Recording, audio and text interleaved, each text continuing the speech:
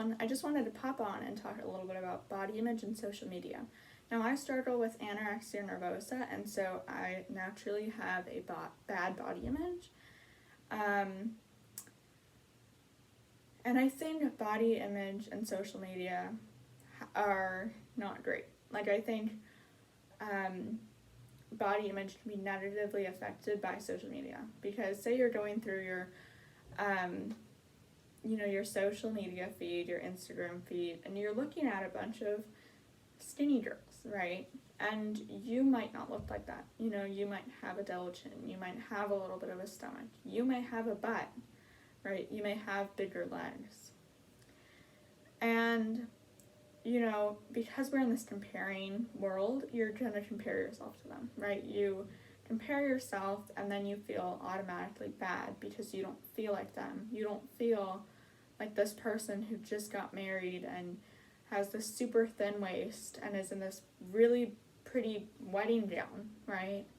Because you're this person who's on their bed looking through their social media and maybe has a double chin. And what I'm trying to say is that you might not have the same life as them. You might not have the same body, or you might not be traveling, or you might not have the things that they have, but you shouldn't let that affect you and your body image, because you should love your body. Now, this is coming from an anorexic who absolutely hates her body because she is like this, right? She was going through her social media, looking at these posts of these really thin people, right? And she was comparing herself because she was like, oh, I don't look like them, right? I'm not this model who has this super thin waist and who is traveling, right? And it makes you feel bad. It makes you feel like you are unworthy. You are not worthy of traveling. You're not worthy of being able to be in a bikini, right? This doesn't really make any sense. So this might not even be posted, but you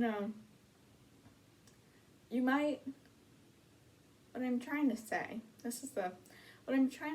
is that you should love your body for who it is. You might not look like this thin person, and that's okay, because you don't know their situation. You don't know what's behind the picture. Maybe they're struggling with anorexia. Maybe they have Crohn's disease or, celiac disease, and they're naturally thin, right? And they're unhealthy. They're malnourished, right? But you don't know that because you're looking at a picture, and they're not saying anything about their condition. They're just saying that, wow, look at me, I'm in the mountains, or wow, look at me, I'm in Paris, living my best life. They show that, but you don't know what's behind it, and so you shouldn't compare yourself to it because you don't know them. You have no clue what they're going through. Maybe their parents just got divorced, right, and they just wanted to get out, and they just wanted to go to Paris, or maybe their parents got divorced, then they started having more of an eating disorder, and then they went to Paris just to escape it all. You don't know. You have no clue. And so you shouldn't compare yourself to people who you don't even know. It's easier said than done. That's true. It's coming from an anorexic. What can you expect? But you need to think about it in that way. You need to think about it like, well, I don't know what's happening in their life. I don't know anything about them. They might be struggling with their own things that I'm struggling with, but they're not sharing it with the whole world. They may be just like you, sitting on their couch, right, looking through social media and being like, wow, I'm not doing anything with my life. Wow, I'm so lazy, right? I'm not doing anything. I'm not running a magazine or, starting a business or writing a book. I'm just on social media being a lazy potato, whatever people call it, But what I'm trying to say is that there is no reason for you to compare yourself because you don't know what they're going through. You have no clue if they are struggling with Crohn's disease or an eating disorder, right? And they're severely malnourished, but they're going to Paris, right? And so you really have to think about it in that perspective, because when you do, you think of more as, wow, I'm lucky to have the body that I have. I'm lucky to be carrying the body that I have. You know, and it's hard. It's not easy to think that way. But self-loathing yourself is not helpful, because it doesn't bring you happiness. It doesn't bring you joy. It just brings you self-pity and feeling like you're unworthy of things, which can lead you to other things like anxiety, depression, an eating disorder, etc. And you don't think about the things that you do have. You have a lovely body. You have a body that is curvy, and that's how it's supposed to be.